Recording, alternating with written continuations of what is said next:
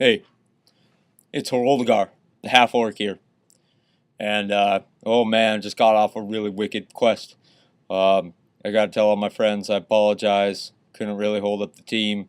Miss Mayor of Humath, she overran the town. I'm sorry, and right now, well, I'm a vampire, so I don't really know what I can do about that. I'm gonna try and deal with it, and if we ever get back to this quest again, who knows? Maybe I can overcome the vampire blood and come back and help you guys out. But I wanted to talk a little bit about role playing games and what they can do in my professional life. Outside of going on quests and trying to defeat evildoers and trying to bring balance into society. A lot of times I like to teach kids. And a lot of times kids are a little bit stilted in their creativity and they're a little bit repressed in their ability to express who they are and what kind of things they want to do. So, I think role playing games are sort of like a type of creative yoga, if you get me there. It's a way to kind of stretch out your creative side. It's a way to be somebody other than yourself. And ultimately, well, all that does is it just loosens up your brain a little bit and lets you think a little bit more. I'd love to see role playing games, especially at the beginning of a course when kids are all a little bit guarded, when they don't really want to come out and share who they are and what kind of things they're interested in, when they're really trying to establish their role and their place in my class rather than just getting comfortable and learning and doing the things that I want them to do. I think a role playing game would be a good opportunity for them to come out of their shell a little bit.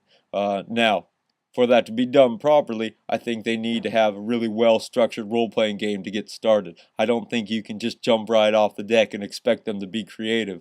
I think if I, as an instructor, were to design a role playing game for them and make sure that it was carefully crafted so that it got a little bit more intense, a little bit deeper, and gave them a little bit more creative leeway as we got deeper into the game, I think that would be very successful. Though, if I expected them to come up with really creative ideas right off the bat, I think they would be a little bit uncomfortable with that, and they'd really want to hold back from me rather than give me everything that they need to give me. So, these role playing games, a lot of fun, creative, lubricant, creative flexibility. I think that's what they offer you the most. And if you are the designer of one of these things and you're very smart about what you do, I think you'll find that you can work in some different pieces of information that you want your kids to explore, to consider, to think about a little bit more. And then once you come out of that role playing game, you can have a more in depth discussion about that and how it applies to your coursework. But for the time being, role playing games are pretty fun, loosens you up a little bit. I gotta say, I'm a little bit more freewheeling than I was before I started playing these games. But I'm a little bit thirsty right now. I think I'm going to go find something to eat.